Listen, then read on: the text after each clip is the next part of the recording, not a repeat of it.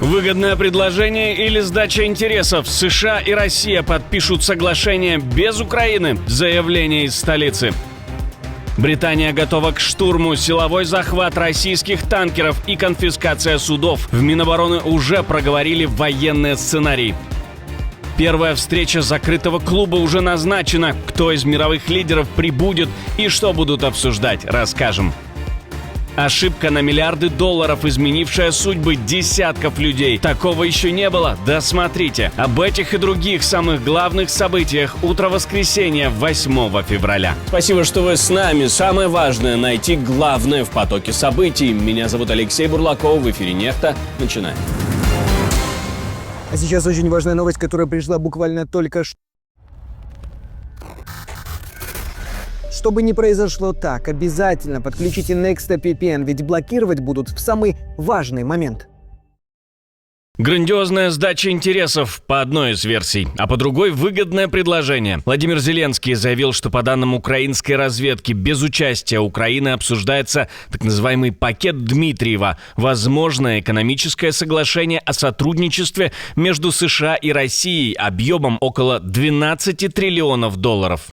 Я считаю, что, скорее всего, Россия дает сигнал Америке: признайте Крым, понимая, что Украина не признает, и понимая, что Украина имеет влияние в европейском сегменте. Даже те страны, которые не являются нашими сторонниками в этой войне, все равно остаются приверженцами территориальной целостности Украины, потому что понимают, что, рискуя нами, они будут рисковать и своими определенными территориями. При этом президент подчеркнул, Украина не поддержит никаких договоренностей, которые противоречат Конституции и законам, а США предложили свободную экономическую зону на Донбассе. Мол, нужны справедливые и надежные правила. Но все равно это становится очень похожим на business as usual. Как думаете? Пишите в комментариях свои мысли.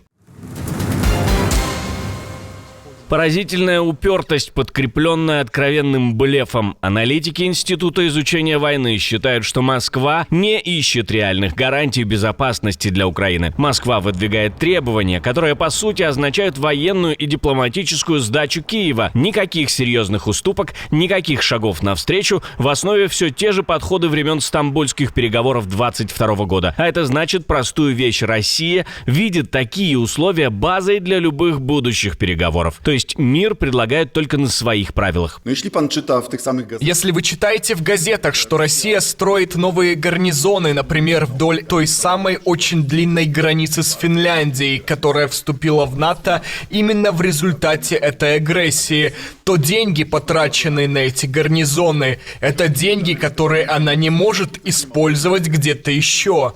Так что мне кажется, что Путин, которого некоторые считали блестящим стратегом, терпит неудачу за неудачей. Польский министр заявил журналистам в Чикаго, что действия Москвы в Сирии, Иране, Венесуэле и особенно в войне против Украины — это не успехи, а серия провалов. По его словам, Кремль вложил миллиарды, но не добился ни стабильных союзников, ни быстрых побед. В таком случае откуда вся эта уверенность в себе? Не забывайте, ваше мнение должно быть в комментариях под видео. Энергетическое перемирие или холод как оружие. Глава МИД Литвы считает, что Кремль блефует разговорами о паузе по ударам по энергетике. Ведь Россия продолжает массированные ночные атаки по Украине и целится именно в гражданскую энергосистему. Свет и тепло выбивают тогда, когда на улице мороз. Людей сознательно оставляют в темноте и холоде. Слова и иллюзии сдержанности не остановят Россию. Только сила, солидарность и ответственность могут заставить ее прекратить агрессивную войну.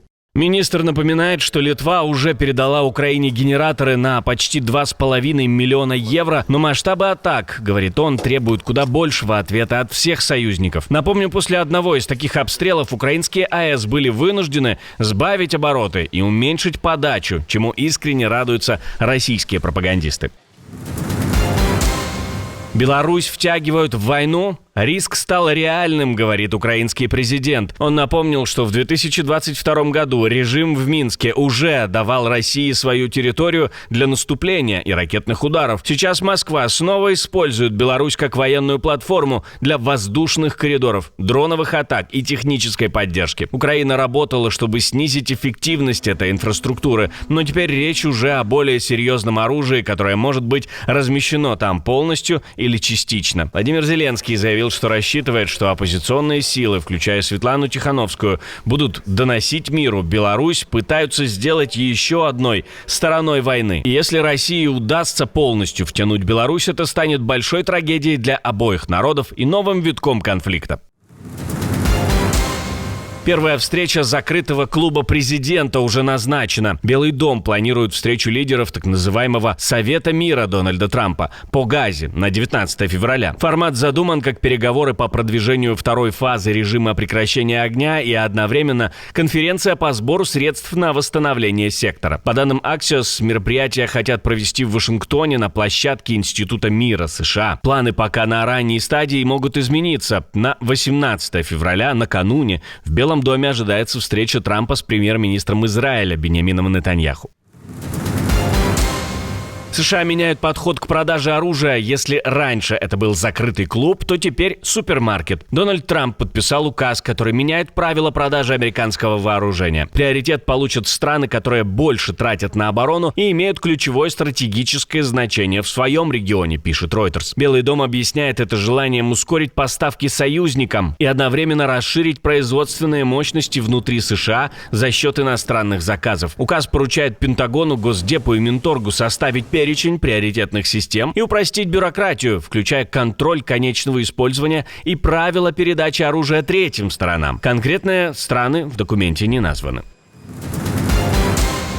Крупный пожар на территории военной базы. Над районом поднимается густой дым. По данным местных медиа, загорелась столярная мастерская в военном комплексе, связанном с объединенным штабом вооруженных сил Ирана. Медиа отмечают, что из-за кадров с дымом и огнем в соцсетях массово распространялись посты под заголовками вроде «Взрыв в Тегеране». Пожарные потушили возгорание, пострадавших нет. Reuters подтвердила геолокацию по спутниковым снимкам, но не смогли независимо подтвердить дату съемки видео. На фоне недавней 12-дневной воздушной войны в июне любые пожары и хлопки в Иране часто вызывают слухи о возможных атаках Израиля или США. Но в то же время переговоры, которые проходили в Омане между двумя сторонами, закончились, не сделкой, но точно не чем-то плохим. Думаю, сегодняшние результаты были по Ирану. Это была встреча. Мы снова встретимся в начале следующей недели, и они хотят заключить сделку. Иран и правильно делает, хочет заключить сделку. Они знают последствия. Посмотрим, что произойдет. Но у них была очень хорошая встреча с очень высокопоставленным представителем Ирана. Это один из тех случаев, когда стороны сошлись в оценках, но не сошлись в трактовках. Я считаю, что наши переговоры с американской делегацией в целом прошли в хорошей атмосфере. Мы смогли обменяться точками зрения, изложить наши обеспокоенности и наши интересы в отношении возможной сделки между двумя сторонами по нашему ядерному вопросу.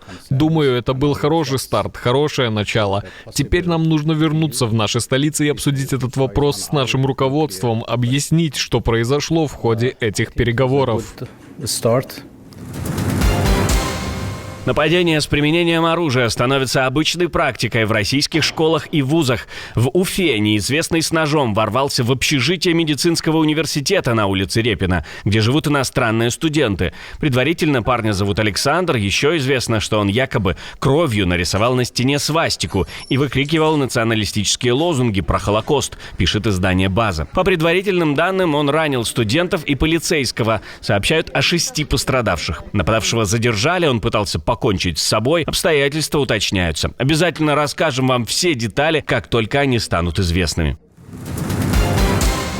Нефть под прицелом. Британия обсуждает силовой захват российских танкеров. По данным The Guardian, Лондон с союзниками по НАТО изучает вариант конфискации судов так называемого теневого флота. Это старые или переоформленные танкеры, которые возят российскую нефть в обход санкций. В Минобороны Британии уже проговаривали военные сценарии, а Королевская морская пехота на закрытом брифинге дала понять, приказ будет, пойдут на захват. Только за январь, по данным Lloyd's List Intelligence, в Ла-Манше и Балтике заметили 23 23 таких судна с подмененными флагами. Юридически они в серой зоне. Но раньше Запад не лез, боялись прямой эскалации с Москвой. Теперь ставки выше. Министр обороны Британии Джон Гилли прямо говорит о военных вариантах. Конфискованную нефть могут продать, а деньги отдать Украине. Но у России, по оценкам, более 200 подобных судов. И экспорт все равно держится выше 5 миллионов баррелей в сутки. То есть удар будет скорее политическим, чем смертельным. На этом фоне ЕС готовит уже 20-й пакет санкций, а США расширяют давление. Ограничения били даже по гигантам вроде Роснефти и Лукойла. Вопрос теперь простой: это реальный перелом или громкий жест на фоне продолжающейся нефтяной игры? Необычный подарок. Судьбы десятков людей изменились. Бонус на миллиарды по ошибке. Южнокорейская криптобиржа случайно раздала клиентам биткоины на десятки миллиардов долларов. Вместо мелкого промо-бонуса люди получили не 2000 вон, а минимум по 2000 биткоинов каждый. Это как выиграть лотерею, не покупая билет. Ошибка произошла во время рекламной акции. Торги и вывод средств для 695 аккаунтов остановили уже через 35 минут, но рынок успел дернуться вниз. Всего около 620 тысяч биткоинов было отправлено. Благодаря нашей внутренней системе контроля аномальных транзакций мы смогли в течение всего 35 минут с момента ошибочного распределения успешно ограничить операции и вывод средств для 695 затронутых клиентов. Более 99% ошибочно перечисленной суммы в биткоинах было возвращено, и благодаря быстрым действиям нам удалось минимизировать последствия для клиентов. Но регуляторам этого мало. Финансовые власти Южной Кореи говорят жестко. Инцидент показал уязвимости крипторынка. Теперь возможны внеплановые проверки бирж, их резервов и внутренних систем контроля. Вопрос повис в воздухе, если кнопка бонуса может раздать целое состояние. Что еще может пойти не так? А в прошлом выпуске мы говорили о перемирии уже в мае. И речь не просто о паузе в войне, а о полном перезапуске политики страны. Кто толкает этот сценарий и кто реально сможет запустить процесс? Взносы на войну не сработали. Взятки ФСБ тоже. Известного артиста депортируют, и это выглядит как показательная зачистка с очень конкретным сигналом. Ну и комплект скандалов для президента. Лазейки для российской нефти и удаленное, шокирующее видео. Что именно всплыло, кто бьет по нему с разных сторон и чем это может закончиться. Если вы еще не видели, обязательно посмотрите, а мы с вами встретимся уже вечером.